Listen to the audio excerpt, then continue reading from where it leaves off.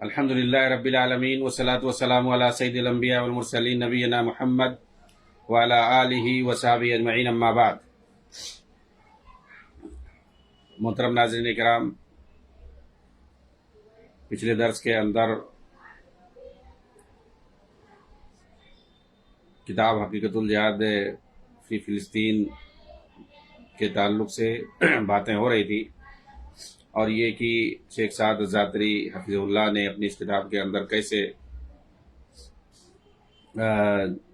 جہاد کے شرائط بیان کیے ہیں، اور اس کے اندر جو پہلی شرط انہوں نے ذکر کی ہے کہ اس کے لیے حقیقی معنوں میں مسلمان ہونا ضروری ہے۔ اب ایمان اور توحید کی مخالف جو چیزیں ہیں ان کا انہوں نے ذکر کیا ہے کہ ایک بندہ اگر توحید کی مخالفت کرتا ہے، سنت کی مخالفت کرتا ہے، تو وہ حقیقی معنوں میں جب مومن ہی نہیں رہ گیا، حقیقی معنوں میں جب وہ مسلمان ہی نہیں ہے، تو پھر ایسی صورت میں اس کا جہاد ہی نہیں مانا جائے گا، اور پھر اللہ کی مدد اسے کیوں کر لاحق ہوگی۔ لوگ مثال دیتے ہیں بدر کی، احد کی، غزوہ خندق کی، کہتے ہیں کہ وہ بہت تھوڑی تعداد میں تھے، آپ نے ان کے ایمان کو پرکھا اور ان کی توحید کا آپ نے اندازہ لگایا کبھی؟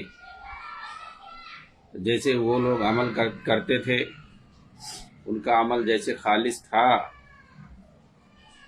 کبھی آپ نے سوچا؟ اللہ کے رسول صلی اللہ علیہ وسلم بدر کے موقع پر دعا کر رہے ہیں کہ اللہ تعالیٰ اگر یہ تیری جماعت، یہ تیرے بندے، یہ چھوٹی سی جو جماعت ہے، اگر یہ ہلاک ہو گئی، یعنی اگر انہیں ختم کر دیا گیا، تو پھر تیری کوئی عبادت کرنے والا نہیں رہے گا، خالص تیری کوئی عبادت کرنے والا نہیں رہ جائے گا۔ جہاد کا مطلب کیا ہے؟ اسے کیا سمجھ میں آ رہا کہ کٹ کر کے مر جانا یہ اصل نہیں ہے۔ اصل ہے یہاں پر اللہ کی توحید کو قائم کرنا، اس کی بندگی کو عام کرنا، کیسا بھی کر کے اللہ تعالیٰ نے جس مقصد سے انسان کو پیدا کیا ہے تاکہ اس کی اطاعت اور اس کی بندگی کی جائے، اس پر قائم رہ کر کے اور دوسروں کو اس کی طرف لانا۔ جو اپنی تخلیق کے مقصد کو بھول چکے ہیں، ان کو اس مقصد کو یاد دلانا اور اس مقصد کی طرف لانا کہ وہ خالص اللہ کی اطاعت اور عبادت کریں، اور یہی چیز نمایاں ہے۔ اللہ تعالیٰ سے انہوں نے دعا کی، اور پھر اللہ تعالیٰ نے آپ کی دعا کو قبول فرمائی، چنانچہ انہیں اللہ تعالیٰ نے ان کی مدد کی۔ تو اس طرح توحید والا پہلے بننا پڑے گا۔ اللہ کی مدد حاصل کرنے کے لیے ضروری ہے کہ اس طریقے سے توحید خالص والا بننا پڑے گا۔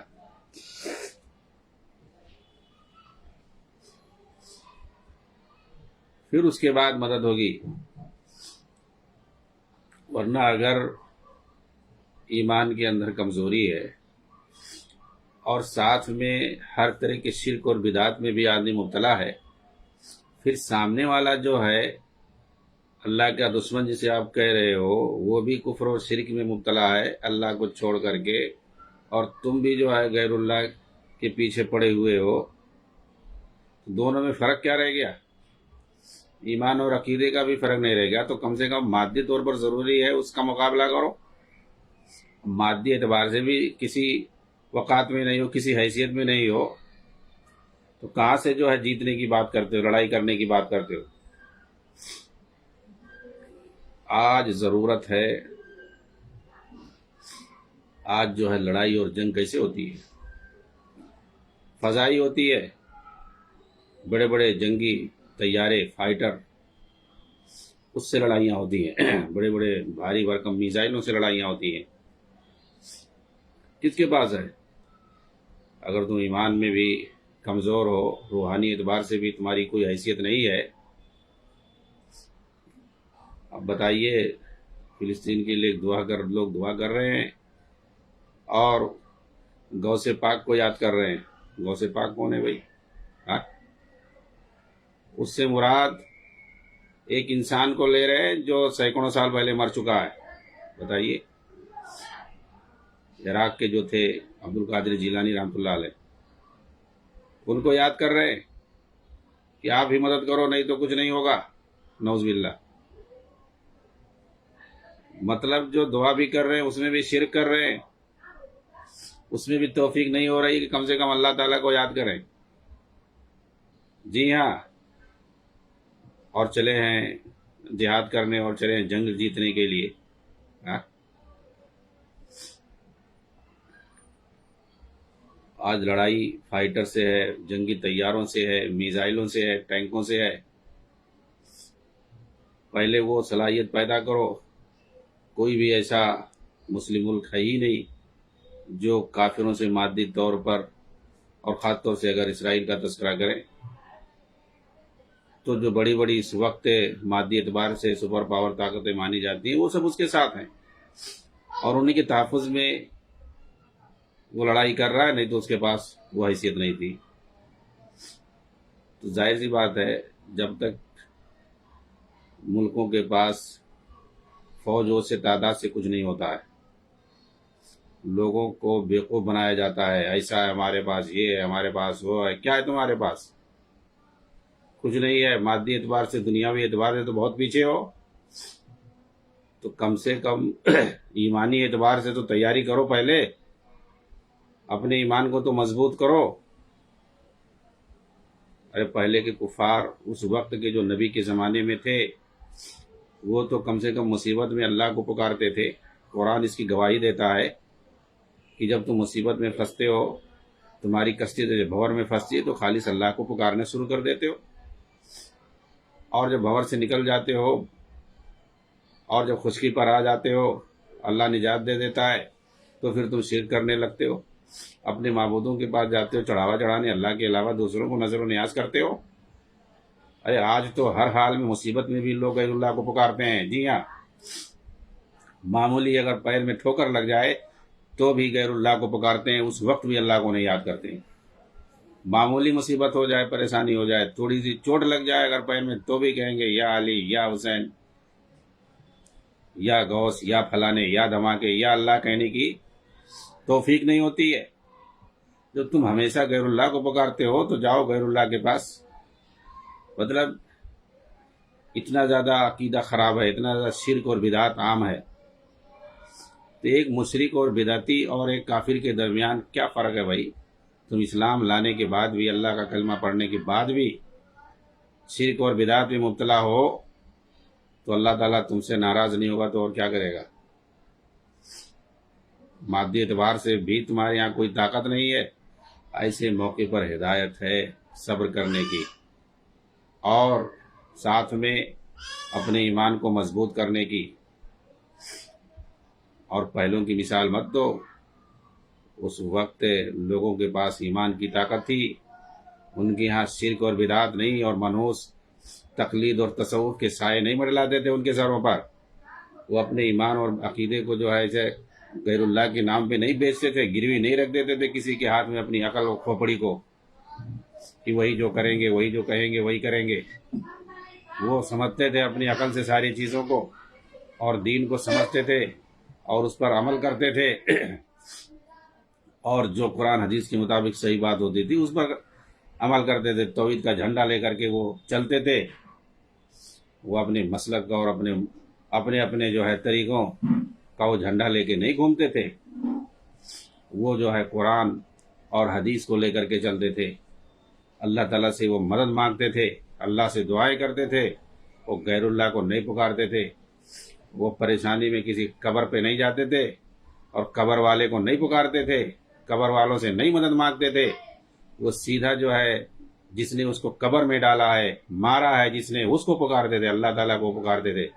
اللہ تعالیٰ موت دینے والا ہے، اللہ تعالیٰ جو ہے زندگی دینے والا ہے، وہ ڈائریکٹ اللہ تعالیٰ پر بھروسہ کرتے تھے، اللہ تعالیٰ کو پکارتے تھے مدد کے لیے، اور اللہ ہی پر بھروسہ کرتے تھے، اپنے ایمان پر بھروسہ کرتے تھے۔ پھر اس کے بعد مادی اعتبار سے بھی کوئی بہت زیادہ اگر آدمی بہادر ہو، ان کے پاس پہلے کیا تھی، یہی جو ہے تلوار تیر وغیرہ تھی، گھوڑ سواری وغیرہ تھی، ان کے پاس بھی ہوتا تھا، ایسا نہیں ہے۔ تعداد سے کچھ نہیں ہوتا ہے، مادی اعتبار سے تقریباً برابر سرابر ہوتے تھے، ایمان میں آگے تھے، ایمانی قوت ان کے پاس زیادہ تھی، اس لیے وہ جو ہے جیتتے تھے۔ آج اگر تم مادی اعتبار سے پیچھے، کم سے کم اپنے ایمان کو صحیح کرو، اپنے عقیدے کو صحیح کرو، اپنے عمل کا منہج اور مسلک درست کرو۔ ہر کوئی اپنا اپنا مسلک لے کے گھوم رہا ہے، اپنا منہج اور طریقہ لے کر کے گھوم رہا ہے، کوئی جو ہے نبی اور صحابہ کے منہج کو نہیں یاد کر رہا ہے، نہ اس پہ عمل کر رہا ہے۔ دین میں مطلوب کیا ہے؟ دین میں مطلوب ہے اللہ تعالیٰ نے شریعت نازل کی ہے، ساتھ میں اس کا طریقہ بھی بتایا ہے رسولوں کو بھیج کر کے، کہ جیسا رسول بتائیں اسی طریقے سے تم عمل کرو۔ آج عمل ہر کوئی اپنے حساب سے کر رہا ہے، دین کو مان رہا ہے، لیکن عمل اپنے اپنے طریقے سے کر رہا ہے، اور یہ جان لو کہ کبھی اللہ تعالیٰ اس عمل کو قبول نہیں کرے گا اگر وہ نبی کی سنت اور طریقے کے مطابق نہیں ہوگا۔ جی ہاں، اپنے اپنے پیر فقیر امام کو لے کر کے سب عمل کر رہے ہیں، اور مختلف جو ہے اب زیادہ دور مت جائیے، خانہ کعبہ کے اندر چار چار مصلی بنا کے الگ الگ اپنی صفائیں لگاتے تھے اور جھگڑا کرتے تھے، وہاں پر دھینگا مستی کرتے تھے۔ یہ خانہ کعبہ میں لوگ کر رہے تھے ابھی 100 سال پہلے۔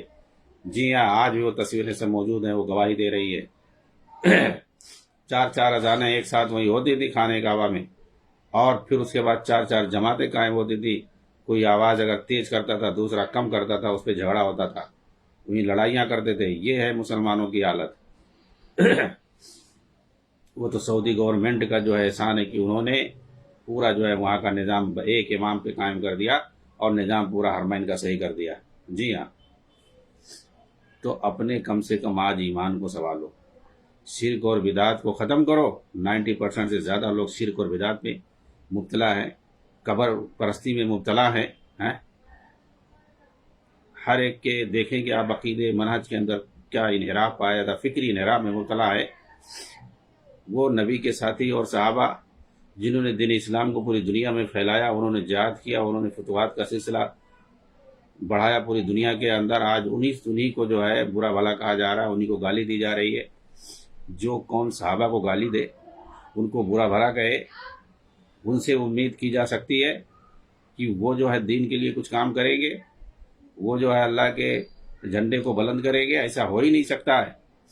اپنے اندر جب تک سدھار نہیں لاؤ گے، اور بہت سارے لوگ ان کی جو ہے تعریفیں کرتے ہیں، کیوں؟ یہ سب جہالت کا نتیجہ ہے، عقیدے اور منہج سے جہالت اور اسے نابلدی کا یہ نتیجہ ہے۔ جی ہاں، تو شیخ سعادت زادری جو خلیل کے ہیں، خلیل شہر کے ہیں، فلسطین کے ہیں، انہوں نے اپنی اس کتاب کے اندر ان ساری چیزوں کو لکھا ہے کہ ہم جو ہے اللہ تعالیٰ سے نصرت اور مدد کی امیدیں رکھتے ہیں۔ ہماری حالت کیا ہے؟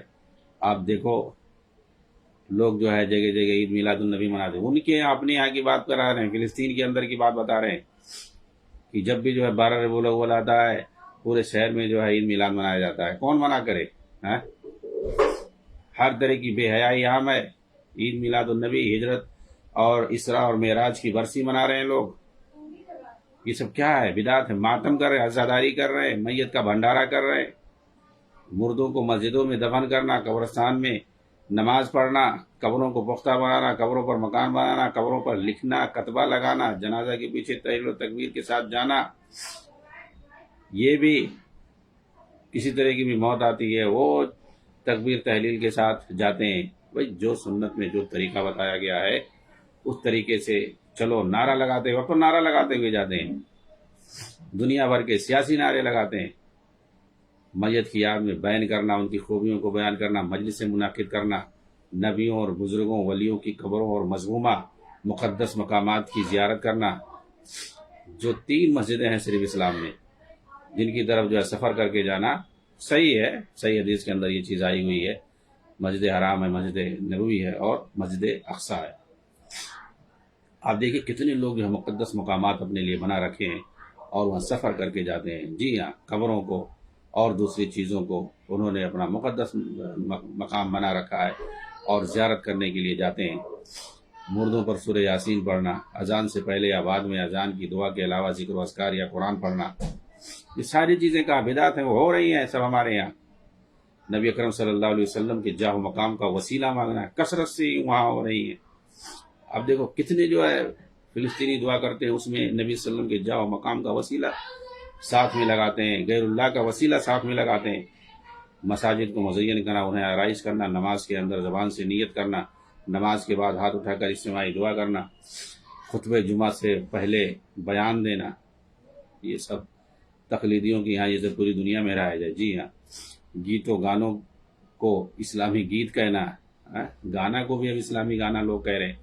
کیا اسلامی یعنی جو چیز حرام ہے، فضول ہے، جو انحراف اور حرمت پر جو چیز مبنی ہے، جو چیز حرام ہے سیدھا، اس کے ساتھ آج کل اسلامی لگا رہے ہیں۔ یہی سب تحریکی اخوانیوں نے ان لوگوں نے تو جو مطلب یہ کہ جمہوریت جو یورپ کی بدترین جمہوریت ہے، انہوں نے جو ہے سیاست کے نام پر مسلمانوں کو جھنجھنا پہنا دیا ہے، جس کو لوگ جمہوریت کہتے ہیں، اس کے ساتھ بھی اسلام آئے، اس کو بھی اسلام آئے یہ لوگ کر کے پیش کرتے ہیں اسلامی جمہوریہ۔ ارے کون سی اسلامی جمہوریہ ہوتا ہے؟ جب جمہوریہ جو ڈیموکریٹک بنائی، ڈیموکریسی یہ جو ہے یہودیوں کا بنایا ہوا جو طریقہ ہے، سیاسی طرز ہے نظام حکمرانی، جو سیاسی نظام حکمرانی ہے، یہ انہوں نے بنا کر کے دیا۔ ایسا کر کے پبلک کو بیوقوف بناؤ، 5 سال تم لوٹو، اس کے بعد تم ہٹ جاؤ گے، دوسری جماعت آئے گی، 5 سال وہ لوٹے گی، ملک کو تباہ کرے گی اور لوٹ کر کے کنگال بنا دے گی۔ جی ہاں، یہی ہوتا ہے جمہوریت میں۔ 5 سال وہ آ رہے ہیں اور ایک جماعت آ رہی، پھر اس کے بعد الیکشن آتا، اپنا منصور لے کر کے آتا، ہم آئیں گے، یہ کر دیں گے، یہ لوگ کرپٹ تھے، انہوں نے یہ، اور دوسرے کی برائی بیان کرتے ہیں۔ پھر اس کے بعد پبلک بیوقوف ہوتے، چلو ہاں اس کو ہم نے 5 سال دیکھا، وہ لوگ نہیں اچھے تھے، اب تم کو ہم لے کر کے آتے ہیں، اس کو لے کر کے آتے ہیں، 5 سال وہ لوگ لوٹتے ہیں ملک کو۔ اس طرح سے باری باری لوٹ کر کے ملک کو کنگال بنا دیتے ہیں۔ یہ ہے جمہوریت۔ جی ہاں، اسی جمہوریت کی تعریف کرتے ہیں یہ اخوانی تحریکی، مودودی نے بھی تعریف کی ہے، اور جتنے بھی بڑے بڑے اخوانی تعریف کریں گے، اسی جمہوریت کو لے کر کے چل رہے ہیں، اس کو اسلامائز کر رہے ہیں، اسلامی جمہوریہ، اسلامی جو چلا رہے ہیں۔ جی ہاں، تو ہر ایک چیز کے ساتھ گانا کیا بھائی، گانا ٹوٹلی حرام ہے، اس کے ساتھ اسلامک سانگ، اسلامک ڈانس بھی آ گیا۔ جی ہاں، گانا، ناچنا، ساری چیزوں کے ساتھ یہ لوگ جو ہے اسلامک لگا دیتے ہیں۔ یہ کیا ہے؟ یہ سب بدترین جو ہے اسلام کے اندر تحریف ہے، انحراف ہے، ان کے ہاتھوں یہ سب عمل میں آتا ہے۔ ڈرامہ کیا ہے؟ ڈرامہ ٹوٹل جھوٹ پر مبنی ہوتا ہے، آدمی کسی کی کردار ادا کرتا ہے، وہ تو ہے نہیں۔ یہ اخوانیوں نے یہ چیز ایجاد کی، اس کو اندر اسلامی ڈرامہ بنا دیا ہے، یہ ان لوگوں نے سب تیار کیا ہے۔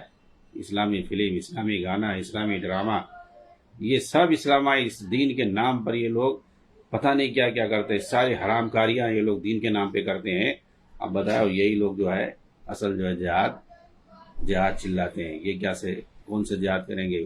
جسے جہاد کرتے ہیں ان کے ان سے تعلقات ہوتے ہیں، انہی کے خلاف جسے بولتے ہیں انہی سے ان کے تعلقات ہوتے ہیں، اپنے جو ہے اولاد کو انہی کے پاس یہ بھیجتے ہیں تعلیم حاصل کرنے کے لیے، انہی کے پاس نوکری کرنے کے لیے بھیجتے ہیں، انہی سے جہاد کرنے کی بات کرتے ہیں، اپنا عائش کرتے ہیں، دوسرے کے بچوں کو کٹواتے ہیں۔ ان کا یہی کام ہے، زندگی بھر یہی کام ہے، فتنہ اور فساد مچانا ہے۔ جی ہاں، ساری خرابیاں انہوں نے پیدا کی ہیں، ہر چیز کے ساتھ اسلامی کر دیتے ہیں، اسلامی کرن بولتے ہیں۔ ہر چیز، کوئی بھی چیز ہو، حرام ہو، غلط ہو، اس کو اسلامائز کر دو، صحیح ہو جائے گا۔ ڈرامہ جو کہ جھوٹ پر مبنی ہوتا ہے، ٹوٹل جو ہے جھوٹ کی، کون جو ہے خالد بن ولید کی نمائندگی کر رہا ہے؟ یہ کیا ہے؟ کہتے ہیں کہ یہ پورا ٹوٹل جھوٹ پر مبنی ہوتا ہے۔ جھوٹ کسے کہتے ہیں؟ اب وہ آدمی ہے ہی نہیں، تم وہ بنا کے پیش کر رہے ہو۔ ہوتا تو یہ ہے کہ ہم کسی کے بارے میں نقل کریں، قول نقل کر سکتے ہیں نا، کہ جو ہے فلاں نے یہ بات کہی ہے، فلاں نے ایسا کہا ہے، فلاں ایسا تھے، لیکن تم جو خود کسی کا روپ دھار لو، یہ کیا ہے؟ ٹوٹل یہ جھوٹ ہے، فراڈ ہے۔ کسی کا روپ دھار کر کے تم آ جاؤ کسی کے سامنے، تم خالد بن ولید بن کر کے کسی کے سامنے آ جاؤ، صلاح الدین ایوب بن کر کے آ جاؤ، اور ان کی آواز، یہ سب کیا ہے؟ یہ سب جھوٹ ہے، فراڈ ہے یہ سب۔ تو ڈرامہ جو ہوتا ہے وہ سچائی ہی کیوں نہ ہو، وہ اصل فراڈ اور جھوٹ پر مبنی ہوتا ہے، اسی لیے ڈرامہ صحیح نہیں ہے۔ اور یہ سب ڈرامہ انہی لوگوں نے ایجاد کیا ہے، اسلامی ڈرامہ بول کر کے، ورنہ کبھی یہ پہلے نہیں پایا جاتا تھا مسلمانوں کے اندر۔ تو انہوں نے ساری بدعت، کتنی بدعتوں کا تذکرہ کیا انہوں نے، ماہ رمضان اور حجاج کرام کا گھروں اور درختوں کو سجا کر استقبال کرنا، تنظیموں اور جماعتوں کو بنانا بھی انہوں نے بدعت قرار دیا ہے، کہ وہ چیزیں ہمارے یہاں پائی جاتی ہیں۔ جی ہاں، تو یہ ساری چیزیں سماج کے اندر ہیں، اس کو ختم نہیں پہلے کرو گے تو کہاں سے سچے اور پکے مسلمان بنو گے، اور کہاں سے اللہ کی مدد آئے گی تمہارے پاس؟ اللہ آزمائے گا نہیں، دشمنوں کو مسلط نہیں کرے گا اور ظالموں کو مسلط نہیں کرے گا تو اور کرے گا کیا؟ ظالم حکمرانوں کو مسلط کرنا، یہ بھی جو ہے آزمائش اور سزا کی ایک صورت ہے، ایک شکل ہے، کہ جب دیکھتا ہے کہ بندے جو ہے گمراہیوں کا شکار ہیں، شرک اور بدعات میں مبتلا ہیں، ہمارے در کو چھوڑ کے غیر اللہ کے دروں پہ جا رہے ہیں، تو بہت ساری آزمائشوں میں مبتلا کرتا ہے، اس میں سے یہ بھی ہے، ظالم حکمرانوں کو بھی، کافر حکمرانوں کو بھی مسلط کر دیتا ہے، اور اس کے بعد جو ہے عذاب سے دوچار کرتا ہے۔ یہ آگے کچھ ہے، اور شرک اور بدعات کے علاوہ بھی سماجی طور پر مسلمانوں کے اندر جو خامیاں ہیں، جو خرابیاں ہیں، جو جرائم پائے جا رہے ہیں، اس کا بھی تذکرہ کر رہے ہیں کہ شرک اور بدعات تو ہے ہی ہیں سب سے بڑے گناہ جو ہمارے ہاں پائے جاتے ہیں۔ ہم لوگ صحیح سے جو ہے توحید اور سنت پر قائم نہیں ہیں، اللہ اور اس کے رسول صلی اللہ علیہ وسلم کے بتائے ہوئے طریقے اور صحابہ نے جو نبی کے طریقوں کو پوری دنیا میں عام کیا، اس سے ہم کوسوں دور ہیں، ہٹے ہوئے ہیں، دین پہ تو صحیح سے قائم نہیں ہے، عقیدہ اور منہج اپنا درست نہیں ہے، اس کے علاوہ بھی جو سماجی اور اخلاقی خوبیاں ہوتی ہیں وہ بھی ہمارے اندر نہیں ہیں، وہ بھی سب ناپید ہیں۔ تو کیا ہے ہمارے اندر؟ انسانی صفات جو ہونے چاہیے، جو اخلاق ہونا چاہیے، سماجی طور پر جو لوگوں کے ساتھ جو ہمدردیاں ہونا چاہیے، انسانی طور پر، معاشرتی طور پر، اس سے بھی محروم ہے۔ تو یہ سب اپنے اندر سدھارنے کی ضرورت ہے۔ سلف کیا ہوتا تھا، وہ جب کوئی چیز دیکھتے تھے، مصیبت اور پریشانی کو اپنے اوپر دیکھتے تھے، وہ اپنے اعمال کا محاسبہ کرتے تھے، اپنے عقیدے اور عمل کا محاسبہ کرتے تھے کہ ہمارے عقیدے میں کچھ خامی ہے، ہمارے اندر، ہمارے عمل کے اندر کچھ بگاڑ ہے، ہم سے کچھ گناہ سرزد ہوئے ہوں گے، ہمارے اخلاق میں کچھ برائی پائی گئی ہوگی، ہم نے کچھ غلط کیا ہوگا، تبھی ہمارے اوپر پریشانی آئی ہے۔ ایک تابعی کے تعارف سے آتا ہے کہ ان کی شان میں کسی نے گستاخی کی، وہ فوراً جو ہے اس جگہ سے اٹھ کر کے چلے گئے اور جا کر کے انہوں نے نماز پڑھی، اور اس کے بعد اللہ رب العالمین سے استغفار کرنے لگے۔ کسی نے پوچھا کہ آپ نے اس کا کوئی جواب نہیں دیا، تو کہا کہ ہم اس کا کیا جواب دیتے، ہماری شان میں گستاخی کیسے کر دیا، یہ کر ہی نہیں سکتا تھا، ہم سے جو ہے کچھ غلطی ہوئی ہے، ہم اللہ رب العالمین سے استغفار کر دیں، توبہ کر دیں، ہو سکتا ہے اللہ رب العالمین ہمیں معاف کر دے۔ وہ اپنے اعمال کو ٹٹولتے تھے، اپنے اعمال کا محاسبہ کرتے تھے، اگر ان کے خلاف کچھ پریشانی ہوتی تھی، ان کے اوپر کوئی مصیبت آتی تھی، انہیں کسی طرح کی آزمائش ہوتی تھی، تو وہ اپنے اعمال کا محاسبہ کرتے تھے۔ اور یہ تو قرآن میں جگہ جگہ ہے، تمہارے اوپر جو بھی پریشانی آتی ہے، جو بھی تمہیں تکلیف آتی ہے، جو بھی تمہیں عذاب آتا ہے، یہ جو تمہارے اپنے کرتوتوں کی بنیاد پر ہوتا ہے۔ تو ہمیں اپنا کرتوت دیکھنا چاہیے، سب سے پہلے ہمیں اپنا کرتوت دیکھنا چاہیے، ہمیں اپنے اعمال کا محاسبہ کرنا چاہیے، ہمیں اپنے عقیدے کو سدھارنا چاہیے۔ ہمارے اندر شرک اور بدعات ہیں، ہمارے اندر عقیدے کی خرابی ہے، بدعات ہیں، انحراف کا ہم شکار ہیں، یہ سب ہمیں دیکھنا چاہیے، ہمیں پہلے اس کو درست کرنا چاہیے، ہمیں صحیح سے توحید اور سنت پر قائم ہونا چاہیے، نبی اور صحابہ کے بتائے ہوئے طریقے اور منہج پر ہمیں سب سے پہلے آنا چاہیے، اپنے ہم اسلام کو، اپنے ایمان کو پہلے درست کریں، اپنے توحید کو درست کریں، کیا خامی ہے، اور اس کے علاوہ جو ہمارے یہاں شرک اور بدعات عام ہے اس کا خاتمہ کرنا چاہیے، اور جو ہمارے یہاں جرائم اور اخلاقی برائیاں اور بدعقیدگیاں پائی جاتی ہیں اس کو ختم کرنا چاہیے۔ کہتے ہیں کہ گناہ اگر دیکھا جائے تو ہمارے اندر بہت سارے گناہ پائے جاتے ہیں، سب سے زیادہ ان کا کہنا ہے کہ ہمارے سماج میں اللہ تعالیٰ تک کو، اللہ کی ذات تک کو لوگ گالیاں دیتے ہیں، نعوذ باللہ۔ جی ہاں، یہ چیز عام ہے، گالیاں تک دیتے ہیں، اللہ تعالیٰ کو گالی دیتے ہیں، نعوذ باللہ۔ یہ کون کہہ رہا ہے؟ یہ فلسطین کے ہیں شیخ سعادت زادری۔ اور سب سے بڑا جو سماجی برائی ہمارے یہاں پائی جاتی ہے وہ جھوٹ بولنا، جھوٹ کثرت سے ہر کوئی عادی ہے. سب سے بڑے جھوٹے یہ اخوانی تحریکی ہوتے ہیں. کسی چیز کو یہ ماننے کے لیے یہ فساد بھی کریں گے، اس کے بعد انکار بھی کر دیں کہ ہمارا نہیں کام ہے یہ. جی ہاں، پکڑے بھی جائیں گے، اس کے بعد انکار کریں گے اس کا ہماری جماعت سے اس کا کوئی تعلق نہیں ہے. سب سے بڑے جھوٹے یہ فراڈی ہوتے ہیں. کہتے ہیں کہ جھوٹ بولنا جو کہ سماجی اعتبار سے سب سے بڑا گناہ ہے، زناکاری کرنا، شراب نوشی کرنا، یہ سب خباثتوں کی ماں ہے. بڑے بڑے گناہ کبیرہ ہے، وہ سب ہمارے مسلمان سماج کے اندر پائے جاتے ہیں، کثرت سے پائے جاتے ہیں. یہ سب جھوٹ ہے، شراب ہے، زناکاری ہے، یہ ساری چیزیں. بتائیے یہ ساری برائیاں جس قوم کے اندر رائج ہوگی تو اللہ تعالیٰ جو اس کو تو بڑے بڑے عذاب مسلط کرتا ہے. بھائی دنیا کے اندر یہ ساری چیزیں پائی جاتی ہیں. چوری کرنا، ناحق قتل کرنا، یہ سب کہہ رہے ہیں کہ ہمارے یہاں پائے جاتے ہیں. چنانچہ انسان کسی کے ذریعے سے بھی اگر وہ دوسرے کو سپاری دے کے قتل کرواتا ہے، ساری چیزیں. سود کھانا، کیا نہیں کہہ رہے ہیں کہ پائی جاتی ہیں. پاک باز عورتوں پہ تہمت لگانا، زکوٰۃ کو نہ دینا، کپڑے کو ٹخنے سے نیچے رکھنا، کسی کو دے کے کسی کے ساتھ احسان کر کے اس کو جتانا، جھوٹ بول کر سامان بیچنا، تصویریں بنوانا، والدین کی نافرمانی کرنا، مردوں کی مشابہت اختیار کرنا، یہ سارے گناہ ایسے ہیں جو ہمارے مسلم سماج کے اندر پائے جاتے ہیں. اور یہ سب ایسے گناہ ہیں کہ اللہ تعالیٰ نے فرمایا ہے کہ قیامت کے دن اس کو رحمت کی نگاہ سے نہیں دیکھے گا، لیکن وہ سب کام ہو رہا ہے. وہاں نہیں رحمت کی نگاہ سے دیکھے گا، یہاں تمہاری مدد کرے گا اللہ تعالیٰ. اسی طرح پڑوسی کو تکلیف دینا، سگریٹ تمباکو نوشی کے ذریعے خود کو نقصان پہنچانا، دوسروں کو نقصان پہنچانا، سب کیا ہے؟ ظلم و زیادتی کرنا، حسد کرنا، غیبت، چغلی، صحابہ کو گالی دینا، ان پر طعن و تشنیع کرنا، کتنا بڑا گناہ کبیرہ ہے. بعض دفعہ تو آدمی اس کی وجہ سے کفر کا شکار ہو جاتا ہے. لیکن یہ ساری چیزیں عام ہیں. شیعہ روافض تو دیتے ہی ہیں، صحابہ کو دھڑل لے گالی، صحابہ کو گالی دینا، برا بھلا کہنا، وہ عبادت میں ان کے یہاں شامل ہے. اور یہ اخوانی تحریکیوں نے بھی ان پر تنقید اور طعن و تشنیع کتنا کرتے ہیں. اور ان کے علاوہ بہت سارے اہل سنت جماعت کے مسلمان اپنے آپ کو دعویٰ کرنے والے اہل سنت میں سے ہیں، وہ بھی کتنے صحابہ کو برا بھلا کہتے ہیں، الٹا سیدھا کہتے ہیں. صحابہ کو ایک طرف گالی دو گے، صحابہ پر تنقید کرو گے، اور دوسری طرف کہو گے اللہ مدد کرے گا. اللہ تعالیٰ کیا کہے گا؟ بھائی کہ میں تو ان بندوں سے راضی ہوں اور تم ان سے ناراضگی کا اظہار کر رہے ہو. جس سے میں راضی ہوں، جگہ جگہ قرآن میں رضی اللہ عنہم ورضوان عنہ آیا ہوا ہے. اللہ کے رسول جن سے راضی ہو کر کے گئے، اب ان کو تم برا بھلا سے کہہ رہے ہو، برا سمجھ رہے ہو.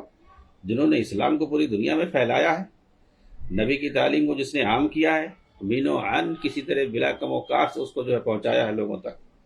جنہوں نے دین کے تبلیغ کے لیے، دعوت کے لیے انہوں نے اپنا سب کچھ قربان کر دیا اللہ کی راہ میں، ان کو تم برا بھلا کہہ رہے ہو. کون اچھا ان کو کہہ رہا ہے سوائے ایک جماعت کے، جو صحابہ کی جماعت آج بھی موجود ہے.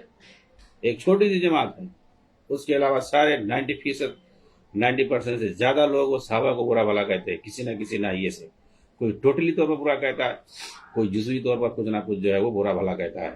جی ہاں، سارے جتنے بھی صوفی، تقلیدی، رافضی، اخوانی اور تحریکی ہیں، سب کوئی اس گناہ کے اندر ملوث ہے. کوئی پورا، کوئی ٹوٹل، کوئی جزوی اعتبار سے تھوڑا بہت اس کے دل میں کچھ نہ کچھ صحابہ کے تئیں پایا جاتا ہے.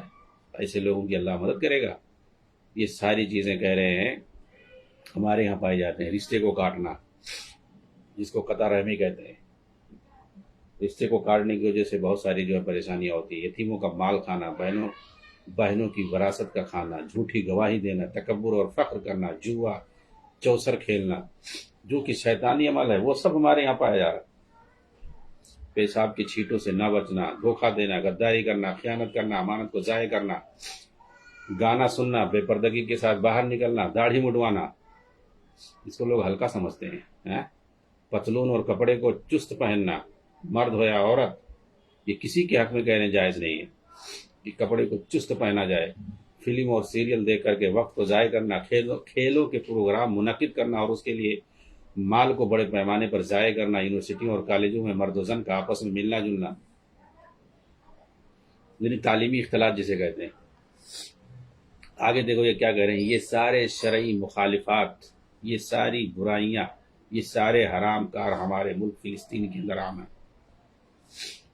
یہ سارے برے کام ہمارے ملک فلسطین کے اندر عام ہیں۔ اگر طوالت کا خوف نہ ہوتا تو ہم ان تمام شرعی مخالفتوں کو تفصیل سے انہوں نے گنایا ہے۔ کہہ رہے ہیں کہ اگر اس کتاب کے زیادہ لمبا ہونے کا خطرہ نہ ہوتا تو میں ہر ایک کے بارے میں تفصیل سے بیان کرتا اور ہر ایک پر دلیلیں ذکر کرتا اور ان کی سنگینی اور ان کے خطرات کو میں آگاہ کرتا کہ کس قدر یہ جو ہے سنگین ہے۔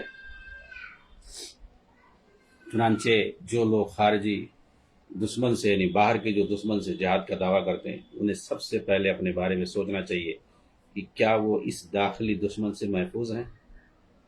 کیا انہوں نے قولی اور عملی دونوں سطح پر توحید کو پورا کر لیا ہے؟ کیا شرک اصغر اور شرک اکبر سے محفوظ ہیں؟ کیا بدعت اور خرافات سے محفوظ ہیں؟ کیا تمام محرمات اور گناہ صغیرہ اور کبیرہ سے محفوظ ہیں؟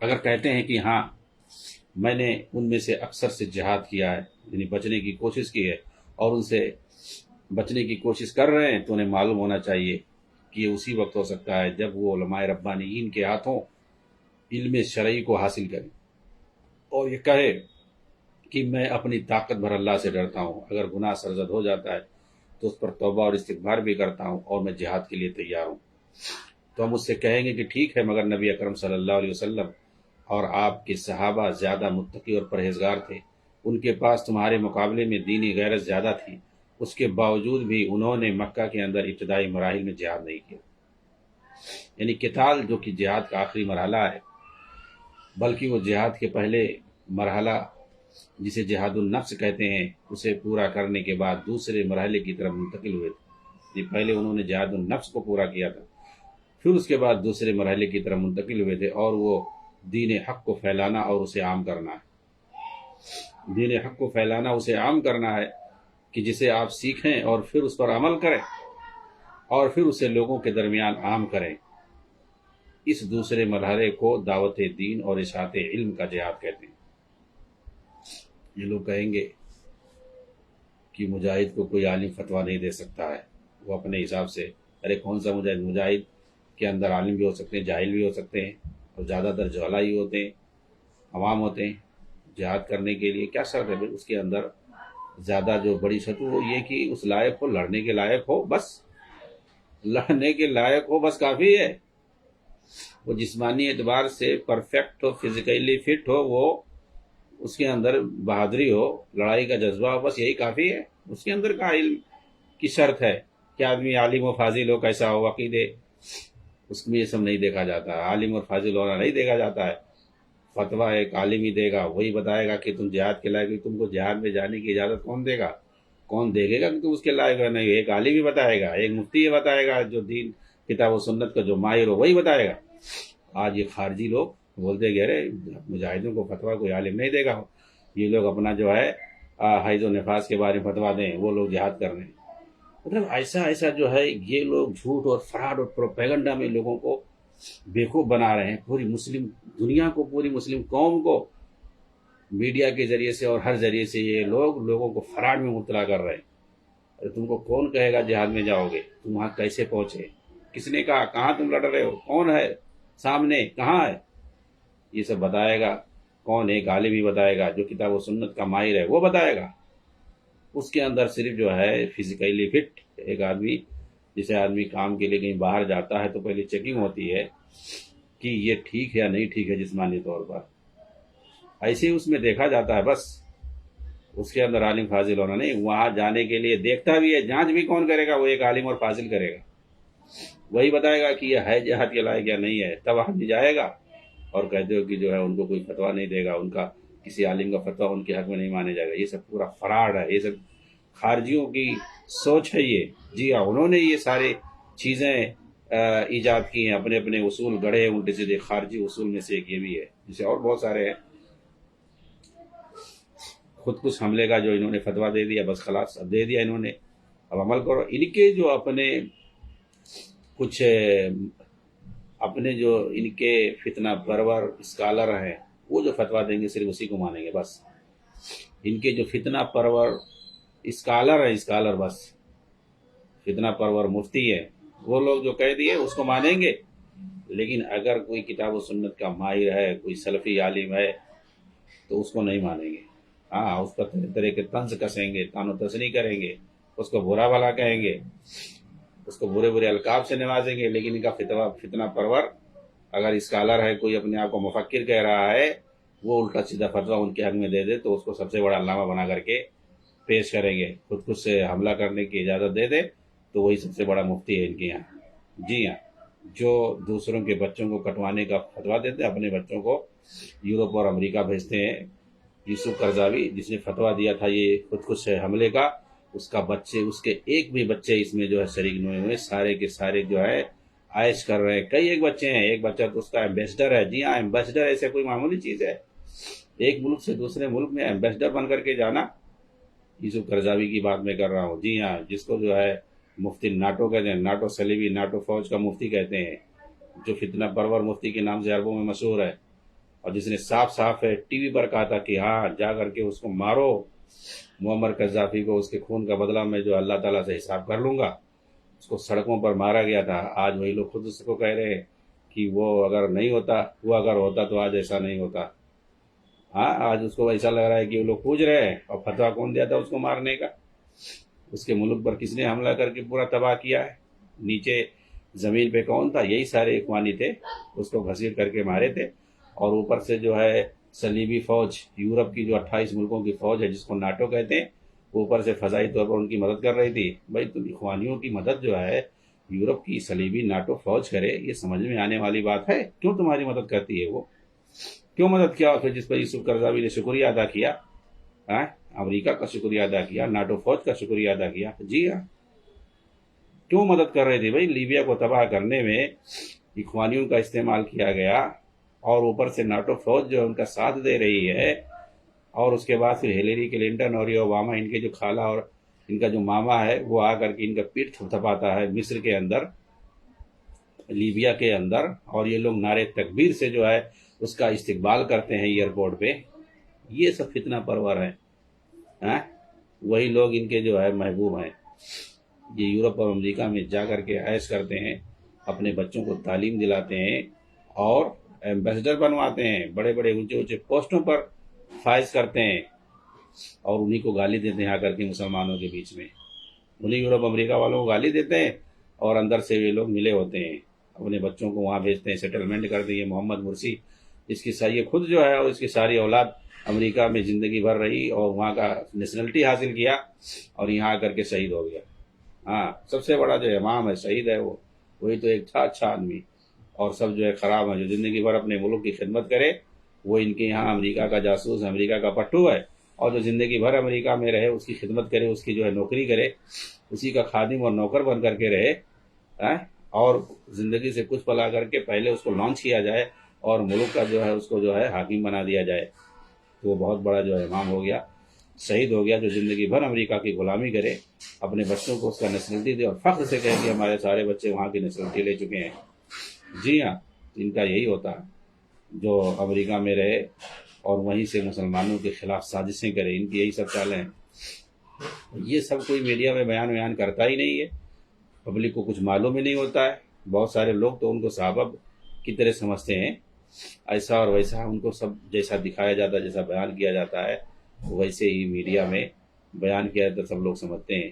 تو حقائق کو سمجھنا ضروری ہے، کیونکہ جو چیزیں بظاہر دکھائی جاتی ہیں وہ حقیقت میں ہوتی نہیں ہیں، اور خاص طور سے فتنے کے دور میں لڑائیوں کو لے کر کے یہ تو بالکل برعکس اور الٹا ہی ہوتا ہے۔ جس کو جیسا بتایا جاتا ہے حقیقت میں ویسا ہوتا نہیں ہے۔ وہ سب بعد میں نتائج کے بعد سب پتہ چلتا ہے کہ کون صحیح تھا اور کون غلط تھا۔ آج ہمیں ضرورت ہے کہ ہم توحید اور سنت کو مضبوطی سے تھامیں، ہمارے اندر جو شرک اور بدعت کو لے کر کے گمراہیاں ہیں اس کو ختم کریں، اور اسی طریقے سے جو اخلاقی اور سماجی برائیاں ہیں اس کو بھی ہم ختم کریں، اور علماء ربانیین سے، کتاب و سنت کے ماہرین سے ہم جڑ کر کے رہیں، تب جو ہے بھلا ہوگا، اور ہم صحیح دین پر قائم ہو سکیں گے، کم سے کم جو اپنے ایمان کو اور اپنے دین کو مضبوط کر سکیں گے، تاکہ ہم صحیح سے کم مسلمان اور مومن بن جائے۔ اللہ رب العالمین ہمیں یاد کرے اور ہماری مدد کرے۔ ورنہ نام نہاد مسلمانوں سے کچھ ہونے والا نہیں ہے۔ اللہ تعالی ہم سب کو ایمان پر قائم رکھ، آمین۔ والسلام علیکم ورحمۃ اللہ وبرکاتہ۔